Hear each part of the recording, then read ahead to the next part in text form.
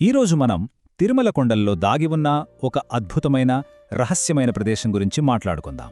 సంవత్సరంలో కేవలం కొన్ని రోజులు మాత్రమే తెరుచుకునే ఈ పవిత్ర తీర్థం వెనుక ఉన్న కథేంటి?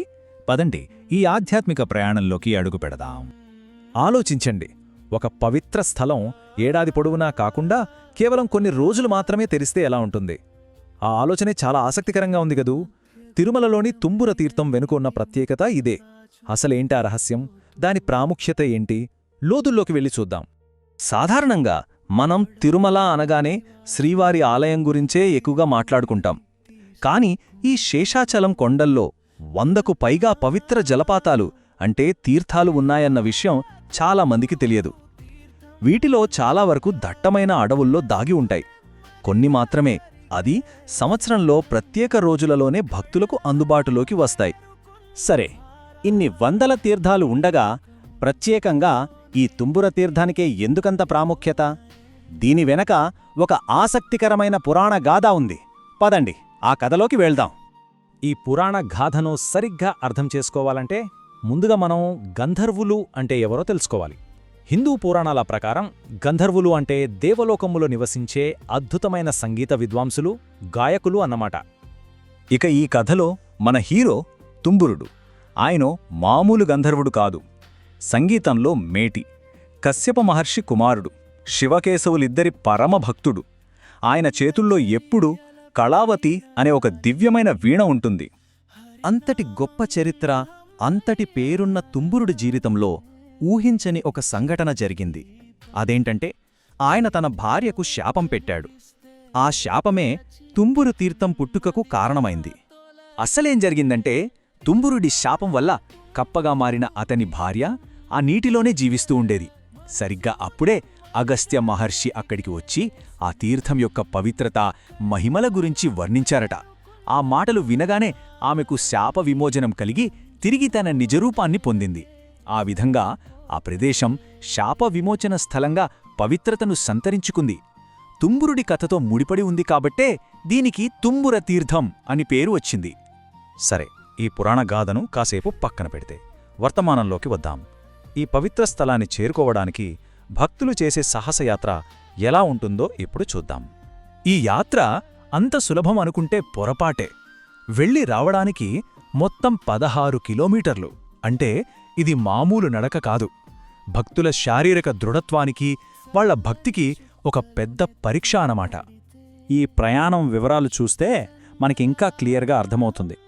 కేవలం ఒకవైపు వెళ్లడానికే సుమారుగా 3 నుంచి 4 గంటల సమయం పడుతుంది.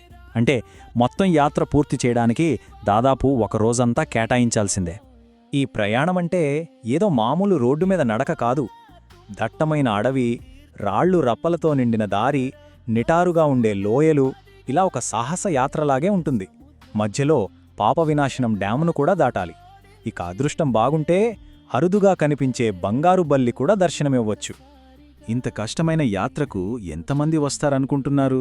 ఇటీవలే 2 రోజులు తెరిస్తే ఏకంగా 36,200 మంది భక్తులు తరలివచ్చారు.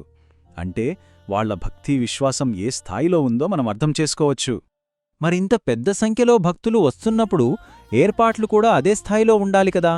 ఈ ప్రయాణానికున్న నియమ నిబంధనలేంటో ఇప్పుడు చూద్దాం. ఉదాహరణకు 2026 తేదీలను చూద్దాం. ఈ తేదీలన్నీ ఫాల్గుణ పౌర్ణమిని బట్టి వేసిన అంచనాలే.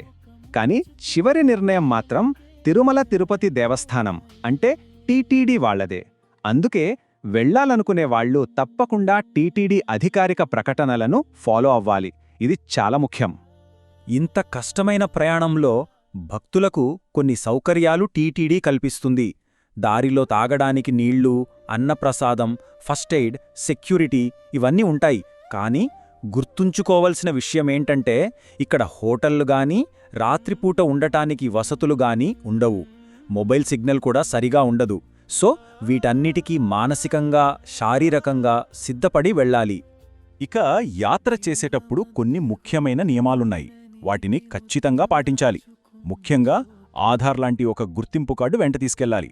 వీలైనంత త్వరగా అంటే ఉదయం 9 గంటల్లోపే ట్రెక్కింగ్ స్టార్ట్ చేయాలి. చిన్న పిల్లలు, వయసు మళ్లినవాళ్లు, ఆరోగ్య సమస్యలు ఉన్నవాళ్లు ఈ యాత్రకు దూరంగా ఉండటమే మంచిది.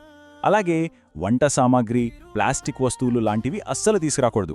అధికారులు చూపిన దారిలోనే వెళ్ళాలి, పక్కకు వెళ్లే ప్రయత్నం చెయ్యకూడదు. సరే, ఇప్పుడు ఈ యాత్ర ప్రాముఖ్యతను ఇంకాస్త పెద్ద కోణంలో చూద్దాం. మనం ఇప్పటిదాకా మాట్లాడుకున్న ఈ తుంబురా తీర్థం తిరుమల కొండల్లో ఉన్న 100కు పైగా తీర్థాలలో ఒకటి మాత్రమే. అంటే ఈ శేషాచలం అడవుల్లో మనకు తెలియని ఇంకెన్నో అద్భుతమైన పవిత్రమైన ప్రదేశాలు దాగి ఉన్నాయన్నమాట. నిజమే కదా. ఈ తుంబుర తీర్థయాత్ర అంటే అటు దేవుడిపై నమ్మకం, ఇటు ప్రకృతితో మమేకం, మరోవైపు శారీరక శ్రమ, ఈ మూడింటి కలయిక. ఇది కేవలం ఒక యాత్ర కాదు, జీవితాంతం గుర్తుండిపోయే ఒక గొప్ప అనుభూతి. చివరిగా ఒక్క ప్రశ్న: ఈ ప్రయాణాన్నే భక్తికొక పరీక్షగా చూడాలా, లేక ఒక అద్భుతమైన ఆధ్యాత్మిక సాహసంగా భావించాలా? బహుశా దీనికి సమాధానం ఈ యాత్రను పూర్తి చేసిన వాళ్ల అనుభవంలోనే దొరుకుతుందేమో. ఈ అద్భుతమైన ప్రదేశం గురించి తెలుసుకున్నందుకు ధన్యవాదాలు.